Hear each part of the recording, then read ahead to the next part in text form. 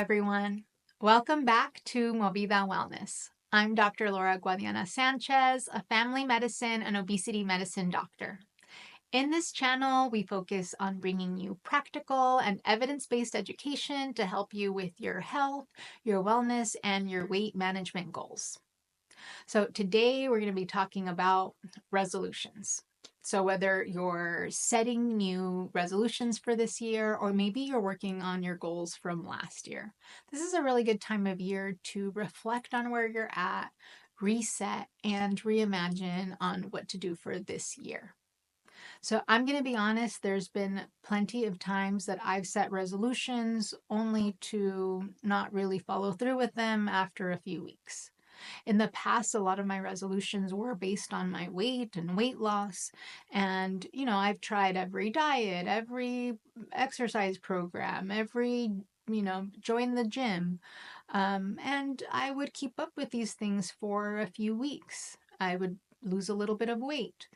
But over time, I would gain the weight back. Then I would maybe try again a little later, lose a little bit of weight, then gain the weight back. I couldn't figure out why I kept failing until I realized that it was because I was doing the same things over and over. My goals were vague and unrealistic, and it just wasn't something that I could keep up over time, so I would just settle back into my old habits.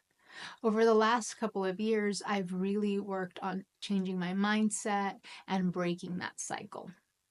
In fact, in my own weight loss journey, this is the first time that I've been able to sustain my weight loss for long term.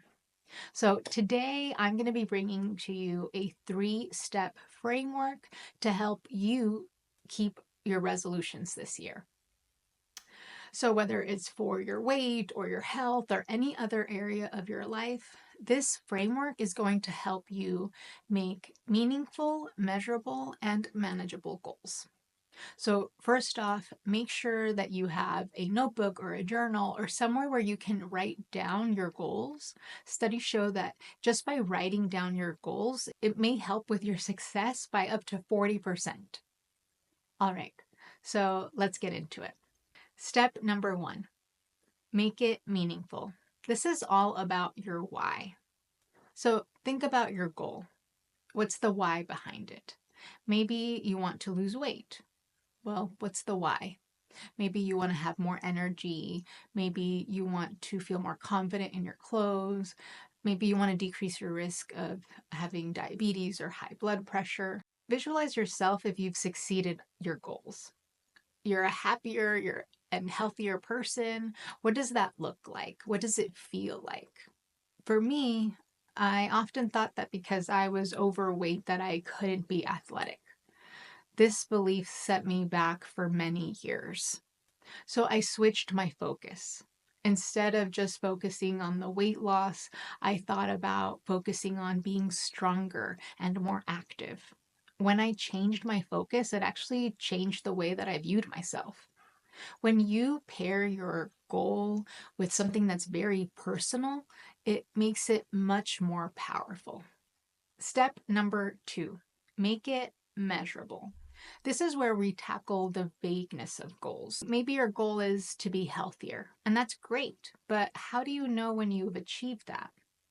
Instead, you want to focus on specific, trackable actions. Maybe your goal is to exercise more. Well, then try something like, I'm going to exercise 3 days a week for 20 minutes. Or maybe your focus is to eat healthier. Maybe you can try something like, I'm going to add vegetables to my meals.